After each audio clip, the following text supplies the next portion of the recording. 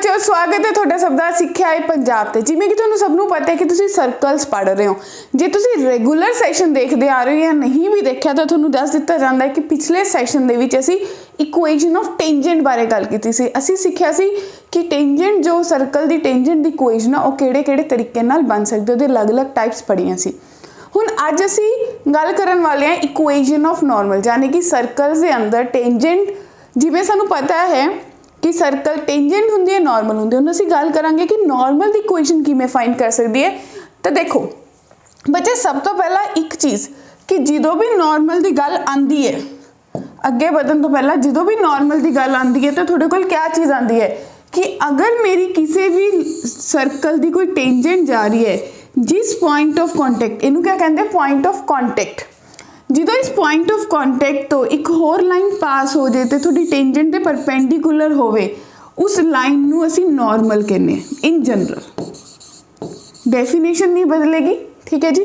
तो जो कोई टेंजेंट है किसी भी कर्व की किसी सर्कल की, उस टेंजेंट लाइन के पॉइंट ऑफ कॉन्टैक्ट एक परपेंडिकुलर लाइन पास होवे उस टेंजेंट के, तो उस लाइन का नाम होंदा है नॉर्मल। क्या होंदा जी? नॉर्मल।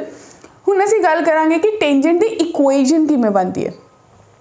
तो बच्चे देखो जिवें कि पहला ही दसदा, कोई भी कर्व है, मान लो कोई कर्व है, तो जो कोई कर्व है टेंजेंट के पॉइंट ऑफ कॉन्टैक्ट तो पास होके टेंजेंट के परपेंडिकुलर जिहड़ी लाइन बनी उन्होंने तुसीं कहता नॉर्मल, ठीक है जी।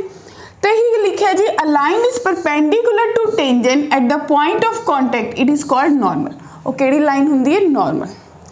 हुण यही चीज़ अगर तुसी मान के चलो कि सर्कल के केस दे विच है, अगर ये सर्कल है तुहानूं पता है कि सर्कल का सेंटर है, तो असीं 10th च पढ़िया सी 10वीं क्लास कि सर्कल के सेंटर तो जिहड़ी भी लाइन टेंजेंट के पॉइंट ऑफ कॉन्टैक्ट मीट करती है तो मेरा रेडियस 90 डिग्री हुंदा है, ठीक है जी।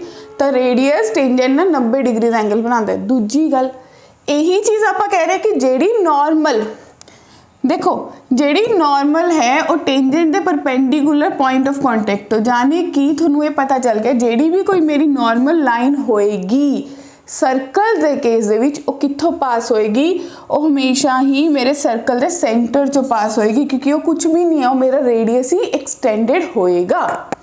क्लीयर है जी। तो सब तो पहला टेंजेंट ते नॉर्मल का कंसैप्ट माइंड विच क्लीयर होया।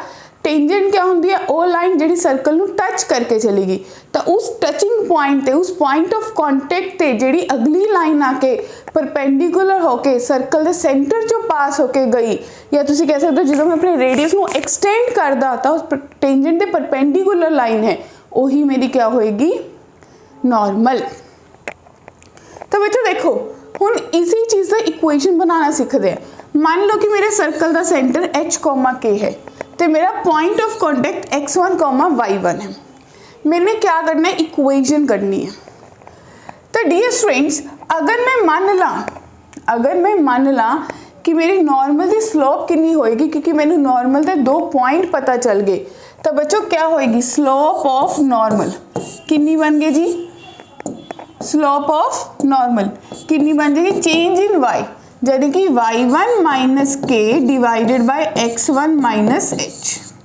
हुण मैं करनी है इक्वेशन स्ट्रेट लाइन तो मैंने पता है y minus y1 slope of normal यानी कि y1 माइनस के divided by x1 minus h into x minus x1। ये मेरी क्या बन गई जी? Equation of tangent. हुण मैनू जो मर्जी फॉर्म च सर्कल दे दें तो मैं इक्वेशन ऑफ टेंजेंट नहीं सॉरी नॉर्मल, तो की इक्वेशन आ गई जी? नॉर्मल दी। क्लियर? नेक्स्ट देखते हैं। हुण जो तुहानूं इक्वेशन ऑफ नॉर्मल बनाने आ गई, बस इन्ना की कंसैप्ट सी नॉर्मल का, बहुत छोटा जिहा कंसैप्ट है। हुण देखो कहते the point at which normal to the circle at the point 2, 3 will meet the circle again. बच्चे इस क्वेश्चन को ध्यान नाल सोचने की कोशिश करो। हमेशा किसी भी प्रश्न को डायग्राम नाल सोचने की कोशिश करो जो कि ज्योमेट्री का होवे। कहते एक सर्कल है, इस सर्कल का सेंटर कितना दिता होया है? इथों सेंटर कड्डो, तुहाडे कोल आ गया -2, -3। तो मेरा जो सर्कल का सेंटर है वो बन गया -2, -3। हुण मैनूं कह रहे कि point of the which normal to the circle at the point 2,3। हुण इत्थे कोई पॉइंट ऑफ कॉन्टैक्ट है जो कि तुहाडे कोल 2,3 है। कहंदे तुहाडा जिहड़ा सर्कल है वो इस अगली द्वारा फिर साडे सर्कल नूं मीट करे किसी होर पॉइंट ते। तो किनू किनू याद आया, रीकैप करो, रिमाइंड करो, किस किस दे दिमाग में सेट होया, दिमाग स्ट्राइक किया कि बई जो नॉर्मल हुंदा कुछ भी नहीं है, वो मेरी वही लाइन है जो सेंटर चो पास होंदी, जाने कि अल्टीमेटली वो डायमीटर हुंदा है। तो मान लो ये पॉइंट अल्फा कोमा बीटा है, तो तुहानू सबनों क्लीयर है कि जो सेंटर है वो क्या होएगा, मिड पॉइंट होएगा। तो मैं कह सकती हैं अल्फा प्लस 2/2 जो है वो -2 के बराबर है। उसी तरीके ना बीटा प्लस 3/2 जो है वो -3 के बराबर है। तो अल्फा प्लस 2 जो है वो -4 के बराबर हो गया। तो अल्फा की वैल्यू -6 होगी।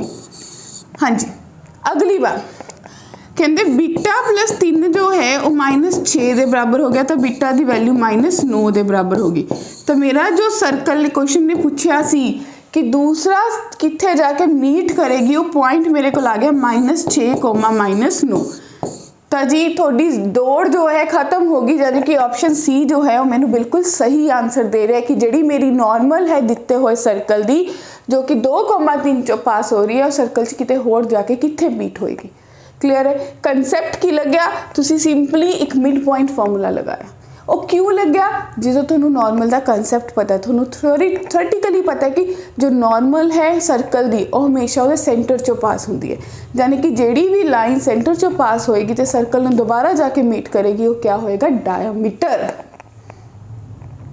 लो जी अगला क्वेश्चन कहते the area of triangle formed by the x axis and the normal and the tangent to the circle. सब तो पहला बच्चे एक सर्कल बनाओ, इस सर्कल बारे डिस्कस करो। इस सर्कल जो है इस द सेंटर 2,0 ते है, इस द रेडियस 2 है।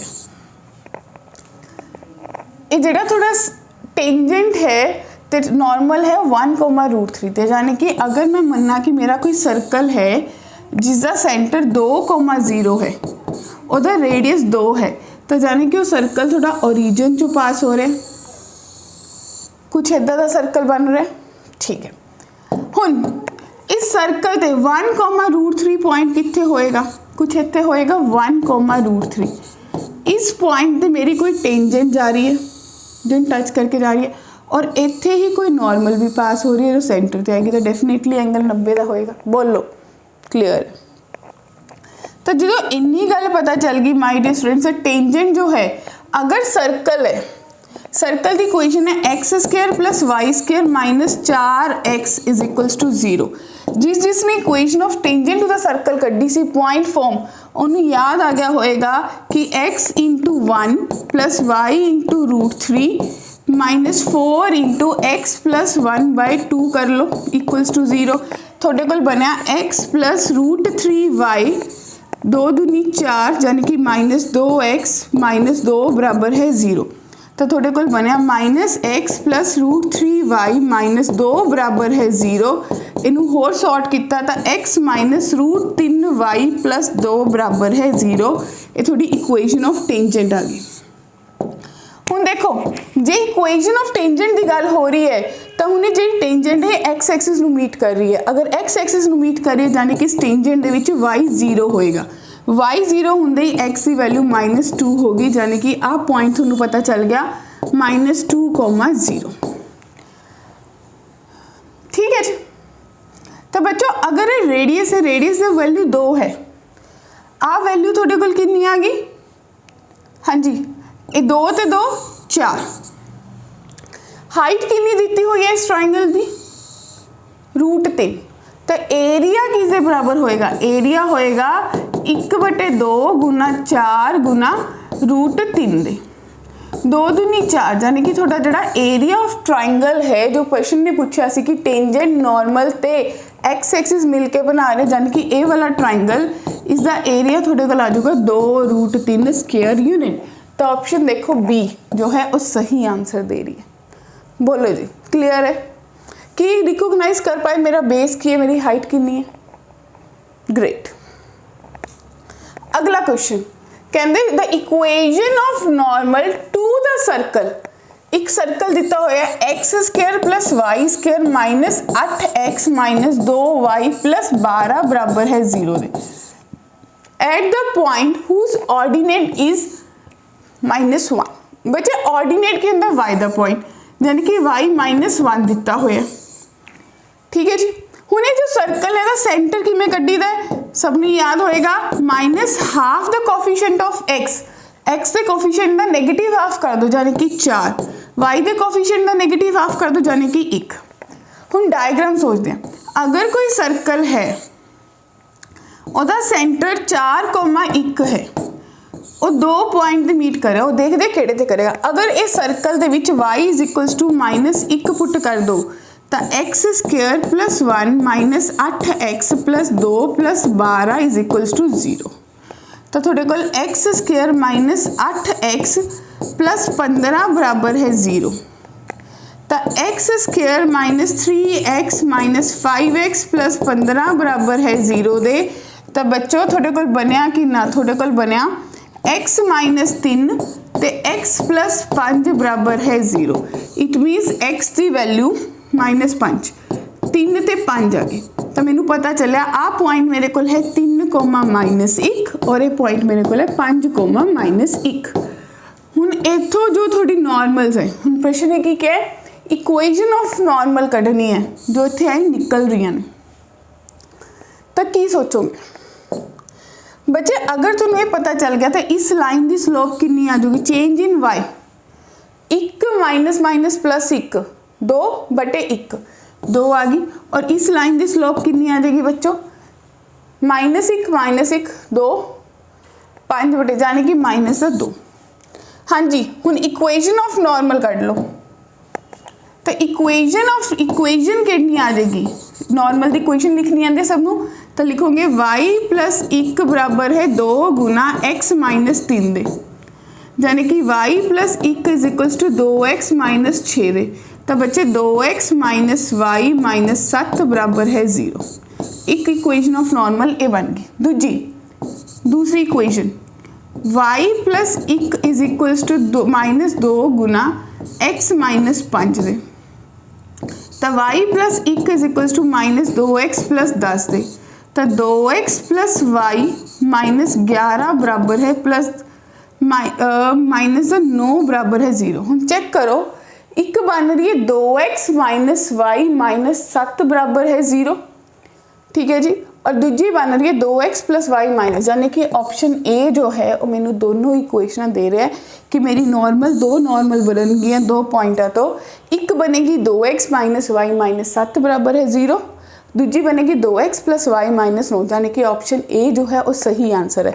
एक बार फिर दिमाग से जोर पा के देखो, तुसी सीखिया कि मैंने इस दिते हुए प्रश्न ने दिता कि एक सर्कल है जिसका सेंटर तुसी कर सकते हो, रेडियस भी कर सकते हो, बट रेडियस की रिक्वायरमेंट नहीं हुई। उस तो बाद उस सर्कल मैंने क्या भी एक तो वाई ऑर्डिनेट पता है कि जो नॉर्मल है किस कोऑर्डिनेट पे कट कर दिया। अगर वाई पता है एक्स निकल जाएगा सर्कल, तो एक्स निकल गया इक्वेशंस निकल गया। क्लियर है जी। तो ये थोड़े को कंसैप्ट सी तुसी सीखिया कि इक्वेशन ऑफ नॉर्मल किमें देखी जाएगी, किमें कढ़ी जाएगी, ਉਹਦੇ बेस ते किमें प्रश्न हल होंगे। ठीक है जी। जिन्हों ने हाले तक लाइक शेयर नहीं किया है फटाफट कर दो, तो सबसक्राइब जरूर कर दो ताकि नैक्सट वीडियो जो अगला कंसैप्ट आए तो फटाफट थोनू अपडेट मिले। फिर मिलांगे अगले लैक्चर अगले कंसैप्ट के नाल। तद तक लिए थैंक यू।